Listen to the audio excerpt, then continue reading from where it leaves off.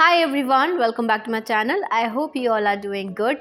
तो मुझे बहुत सारे कमेंट्स आ रहे हैं, बार बार सारे स्टूडेंट्स जो है वो पूछ रहे हैं कि फॉरेंसिक साइंस के लिए हमें कौन कौन से एग्ज़ाम्स देने होंगे, हमें यूजी में एडमिशन के लिए क्या करना होगा, पीजी के एडमिशन के लिए कौन कौन से एग्ज़ाम्स देने होंगे, पीएचडी के लिए क्या एग्ज़ाम्स दिए जाते हैं, और साथ ही में आपको ये भी है कि हमें जॉब अपॉर्चुनिटीज़ में क्या क्या करना पड़ता है। तो स्कोप को लेके और करियर को लेकर आपको सबसे ज़्यादा क्वेश्चंस हैं, पर एग्जाम्स भी कौन कौन से देने हैं ये भी एक बहुत बड़ा डाउट होता है फॉरेंसिक साइंस के स्टूडेंट्स के लिए, या फिर जो स्टूडेंट्स अभी 12th पास आउट हैं और वो चाह रहे हैं फॉरेंसिक साइंस की फील्ड में जाने के लिए। तो आज मैं इस वीडियो में आपको ये बताने वाली हूँ कि being a forensic science student आपको क्या एग्ज़ाम्स देने चाहिए और किस एग्ज़ाम से क्या आपको जो है चीज़ मिलती है, यूजी में एडमिशन के लिए, पीजी में एडमिशन के लिए, पीएचडी के लिए क्या करना होगा, और फिर जॉब अपॉर्चुनिटीज़ के लिए। तो उन सब की एग्ज़ाम्स की लिस्ट मैंने ऑलरेडी प्रिपेयर कर रखी है। एक एक करके मैं आपको सारे के सारे एग्ज़ाम्स बताऊंगी। उसके पहले अगर आप चैनल पर नए हैं तो सब्सक्राइब कर लेना, वीडियो को लाइक करना, शेयर करना मत भूलिएगा, क्योंकि यहाँ पर आपको फॉरेंसिक साइंस से रिलेटेड सारे वीडियोस मिलते हैं। तो सबसे पहले हम बात करेंगे यूजी लेवल की, ठीक है, कि यूजी लेवल के बच्चे को क्या एग्जाम देने चाहिए। अगर आप 12th पास आउट हैं और आप चाहते हो कि फॉरेंसिक साइंस में मुझे अपना करियर बनाना है, मुझे इस फील्ड में एंटर होना है, तो क्या करना होगा। तो सबसे पहला एग्जाम होता है CUET, common university entrance test. ये एग्जाम जो होगा हर साल एक बार होता है, ठीक है, साल में एक बार होता है, और ये सेंट्रल यूनिवर्सिटीज़, कुछ प्राइवेट डीम्ड यूनिवर्सिटी, तो इन यूनिवर्सिटीज़ के लिए कंडक्ट कराती है। तो अभी लगभग 50 से 60 के बीच में इतनी यूनिवर्सिटीज़ हैं, और इसके अलावा बहुत सारी यूनिवर्सिटीज इसमें ऐड हो गई हैं। तो जितने भी बच्चे हैं वो CUET का फॉर्म ज़रूर डालना। अगर आप 12th पास आउट हो तो आप उसका फॉर्म डाल सकते हो। उसके थ्रू आपको central universities, state government universities, कुछ प्राइवेट यूनिवर्सिटीज़, कुछ आपको डीम्ड यूनिवर्सिटीज़, ये अलग अलग 4 तरीके की यूनिवर्सिटीज़ में आपको CUET के थ्रू एडमिशन मिलता है, ठीक है। तो CUET के रिगार्डिंग भी जो भी अपडेट्स होते हैं वो मैं इसी चैनल पर देती हूँ आपको। तो जब भी फॉर्म की डेट आएगी मैं आपको अपडेट कर दूँगी। तो ये हो गया पहला एग्ज़ाम। दूसरा एग्जाम होता है FSET, ठीक है, all India forensic science entrance test. तो ये जो टेस्ट होता है ये होता है सिर्फ और सिर्फ प्राइवेट यूनिवर्सिटीज जो फॉरेंसिक साइंस कोर्स ऑफर करती हैं।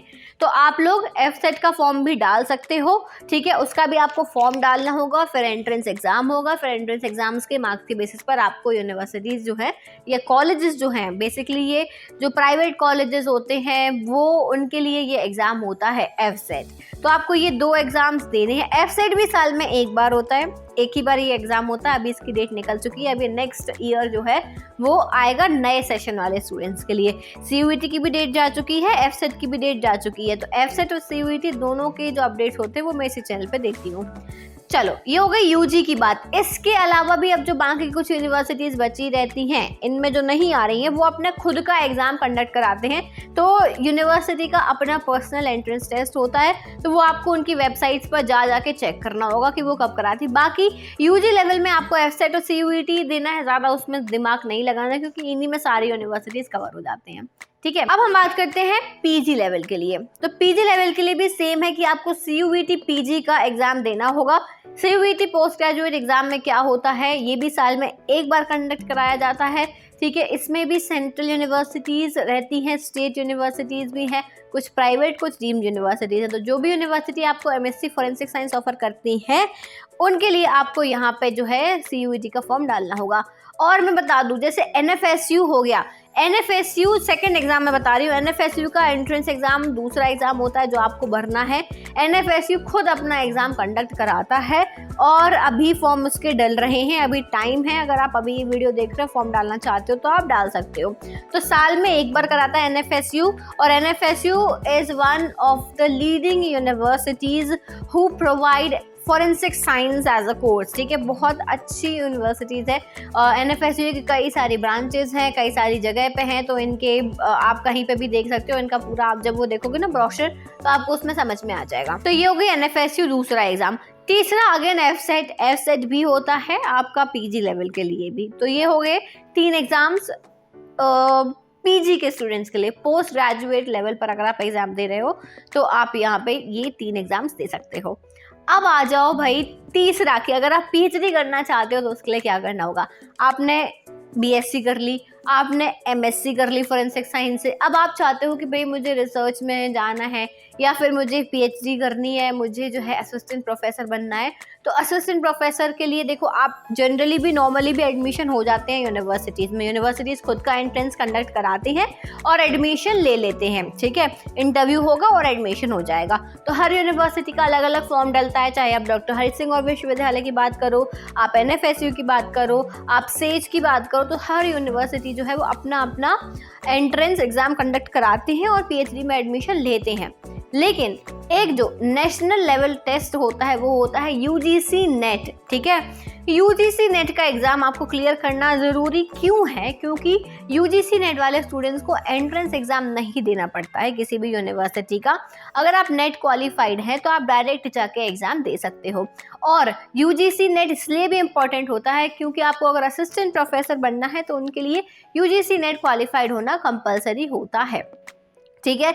और एक इम्पॉर्टेंट चीज़ मैं बता दूं कि जैसे आपने UGC नेट क्वालिफाई कर लिया तो आपको PhD करने की ज़रूरत नहीं है, आप डायरेक्ट किसी प्राइवेट यूनिवर्सिटी में एज असिस्टेंट प्रोफेसर की पोस्ट पर जॉब ले सकते हो, ठीक है। सिर्फ क्वालिफाई करना है। PhD is not compulsory at all for private universities, but if you want to do job in government university and you are interested in research then you must go for PhD, ठीक है। तो आप फिर PhD करो, 4 साल की PhD होती है और UGC नेट क्वालिफाई करके करो। और अगर JRF हो जाता है तो बहुत ही बढ़िया बात है क्योंकि फिर उसमें आपको स्कॉलरशिप ज़्यादा मिलती है, ठीक है। तो ये हो गया PhD के लिए।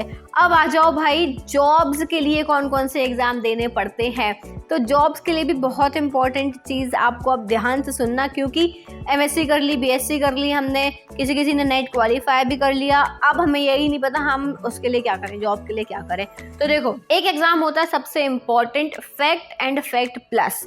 अब ये एग्ज़ाम जो होता है ना, इसकी कोई फिक्स डेट नहीं है। कभी 5 साल में, कोई कहता है 5 साल में होगा, कोई कहता है पता ही नहीं है कब होगा। So this is a type of irregular exam. तो ये अभी लास्ट ईयर ही कंडक्ट हुआ, यानी 2022 में हो चुका है ये एग्ज़ाम। अब कब होगा अगला, we don't have any idea. पर ये एग्ज़ाम बहुत ज़रूरी है।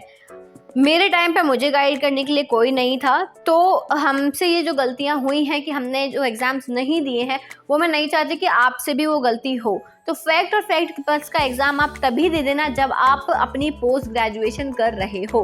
उसी टाइम पे, फर्स्ट ईयर हो, सेकंड ईयर हो, जब भी ये एग्ज़ाम निकले आपको एग्ज़ाम दे देना है। फैक्ट क्वालिफाई होने से पता है क्या फ़ायदा होता है? फैक्ट क्वालिफाई होने से आपको डायरेक्ट जॉब मिलती है। अगर आपने अपने रेज्यूमे में फैक्ट क्वालिफाइड लिख दिया और आप किसी प्राइवेट कंपनी में जाते हो या इवन आप किसी FSL में जाते हो, ठीक है, इंटरव्यू के लिए, और आपका फैक्ट क्वालिफाइड है, तो आपको डायरेक्टली जॉब मिल जाती है। So this is a plus point. तो फैक्ट और फैक्ट प्लस का एग्ज़ाम ज़रूर देना। जब भी निकले वो जो है नोटिफिकेशन मैं आपको अपडेट कर दूंगी, तो आप ज़रूर देना एग्ज़ाम, ठीक है।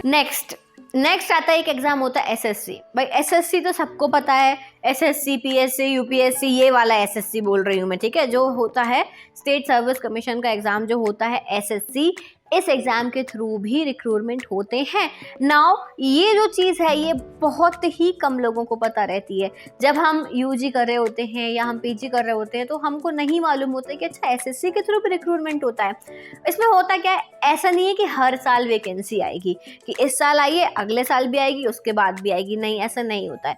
रेंडमली कभी भी आ जाती है वैकेंसी। और जैसे वैकेंसी आती है CFSL में, SSC का एग्ज़ाम देके आप CFSL में एंट्री ले सकते हो। तो CFSL में जाने के लिए आपको SSC क्वालिफाइड करना होगा, या फिर एक और एग्ज़ाम होता है UPSC के थ्रू भी रिक्रूटमेंट होते हैं FSLs में। तो ध्यान रखना, SSC, तीसरा आता है UPSC, ये दोनों ऐसे एग्ज़ाम्स हैं जो यहाँ पर रिक्रूटमेंट कराते हैं FSL के अंडर। तो अगर आप SSC या UPSC की प्रिपरेशन अपने UG लेवल से ही स्टार्ट कर देंगे तो वो आपके लिए बहुत बेनिफिशियल रहेगी, क्योंकि जब भी वैकेंसी निकलेगी, और इसके लिए भी आपको बार बार चेक करते रहना पड़ेगा कि भाई वैकेंसी निकली है या नहीं है। जो लोग लैब में हैं, अगर आप जानते हो तो उनसे कॉन्टेक्ट बना के रखना, जिससे कि आपको अपडेट मिलता रहे, क्योंकि ऐसे रेगुलर बेसिस पर नहीं निकलती है कि इस साल अगले साल फिर ऐसे नहीं निकलेगी। प्राइवेट सेक्टर में आपको जॉब ज़्यादा मिलेंगी as compare to government sector. Government sector में जॉब्स कम निकलती हैं, FSLs में वैकेंसीज कम निकलती हैं, ठीक है।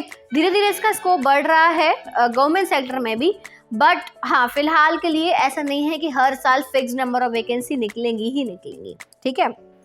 तो इस चीज़ का ध्यान रखना, SSC और UPSC के थ्रू आप CFSL में एंट्री ले सकते हो। अब इसके बाद में डायरेक्ट इंटरव्यूज के भी यहाँ पे जो है वो आती रहती है, डायरेक्ट इंटरव्यू के लिए वैकेंसी आती है। जैसे कि अभी जो है रोहिणी FSL, जो दिल्ली FSL है रोहिणी में, वहाँ के लिए डायरेक्ट इंटरव्यू के थ्रू आपको रिक्रूटमेंट दिए जा रहे हैं। वैकेंसी निकलती है, आप फॉर्म डालोगे, आप एलिजिबल होगे, आपको इंटरव्यू के लिए बुलाया जाएगा, इंटरव्यू होंगे और उसमें से बच्चे सेलेक्ट कर लिए जाएंगे। तो डायरेक्ट इंटरव्यूज भी होते हैं। आपको अपडेट रहना पड़ेगा कि भाई कहाँ पे निकला है, किस FSL में निकला है, क्या है, कैसा है, everything you need to be aware about this. तो मैं इस चैनल पे वैकेंसीज के बारे में भी अपडेट करती हूँ। ये सारी चीज़ें जो हैं फॉरेंसिक साइंस से रिलेटेड मैं इसलिए अपडेट करती हूँ कि स्टूडेंट्स को एक जगह एक प्रॉपर इन्फॉर्मेशन मिलती रहे, कुछ चीज़ मिस ना हो जाए, ठीक है। अब जैसे अभी और कुछ वैकेंसीज निकली थी, जैसे झारखंड FSL जो है वो अपना खुद का एग्ज़ाम कंडक्ट करा रहा है, झारखंड FSL। तो झारखंड FSL ने अपना जो है पूरा एक नोटिस निकाला। उस नोटिस में उन्होंने अपना एलिजिबिलिटी क्राइटेरिया लिख दिया, एग्ज़ाम कैसे होगा, कब होगा, आपको फॉर्म डालना है, और झारखंड FSL अपना खुद का ही एग्ज़ाम कंडक्ट करा रहे हैं। वो एग्ज़ाम देना है, आपको फिर इंटरव्यू होगा और आपका सिलेक्शन जो है उनके अकॉर्डिंग हो जाएगा। तो बहुत सारे FSL जो होते हैं वो इस तरीके से अपना खुद का भी एग्ज़ाम कंडक्ट करा देते हैं, डायरेक्ट इंटरव्यू भी ले लेते हैं। तो सबका अपने अपने तरीके से होता है, ठीक है। तो ये सारे एग्ज़ाम है जॉब के लिए। अब ये तो हो गई एग्जाम्स की बात। मैंने बता दिया आपको कौन कौन से एग्जाम है for UG, for PG, for PhD and for jobs also. तो वो सारे के सारे एग्जाम्स मैंने आपको बता दिए डिटेल में। अब आपके दिमाग में ये क्वेश्चन आ रहा होगा, मैम करियर ऑप्शंस क्या क्या होते हैं। तो चिंता मत करो, करियर ऑप्शंस को लेके भी एक वीडियो आएगी, उस वीडियो को ज़रूर देखना। मैं उसमें सारे के सारे करियर ऑप्शंस बताऊंगी, गवर्नमेंट सेक्टर, प्राइवेट सेक्टर में, टीचिंग में अगर आप सोच रहे हो तो उसमें सारे के सारे, उसमें पूरा डिटेल्ड वीडियो सिर्फ उसी पर फोकस्ड होगा, ठीक है। तो अगर आपको ये वीडियो हेल्पफुल लगा है और आपको लग रहा है कि हाँ भाई इसमें हमें कुछ नॉलेज मिला है, तो लाइक ज़रूर करना, कमेंट करके बताना अगर आप कुछ भी पूछना चाहते हो, कुछ डाउट है या आपको लगता है कि मैंने कोई एग्जाम स्किप कर दिया, तो आप मुझे कमेंट सेक्शन में ज़रूर बताना। So thank you so much for watching this video. I will see you soon in the next video. Till then take care everyone, bye bye.